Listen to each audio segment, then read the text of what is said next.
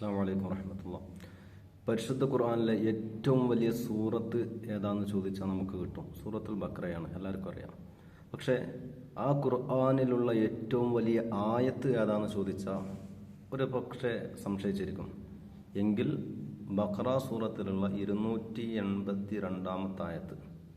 അപ്പോൾ എന്തായിരിക്കും അതിൽ പറഞ്ഞ വിഷയം എന്നും കൂടി നോക്കണ്ടേ.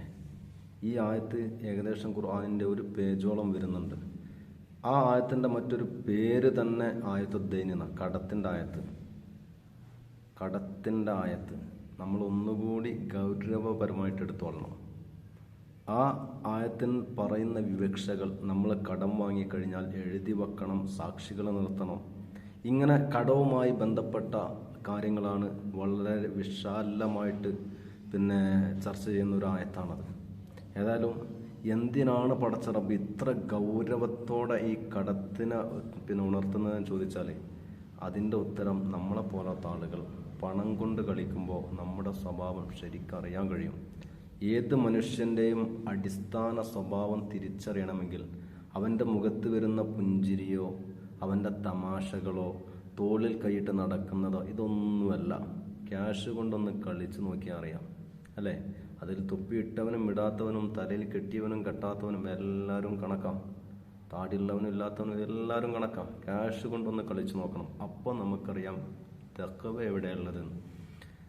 അതേപോലെ തന്നെ ഓരോ നാട്ടിലും 10-15 വർഷമായിട്ട് കച്ചവടം ചെയ്യുന്ന ആളുകളുണ്ടാകും. അവരോട് ചോദിച്ചാൽ മതി, നിങ്ങളെ നാട്ടിൽ കടയിടപാടിൻ്റെ കാര്യങ്ങൾ എങ്ങനെയുണ്ട്, ആരാണ് അതൊക്കെ ഒന്ന് കൃത്യമായിട്ട് ചെയ്യുന്ന ആൾക്കാർ.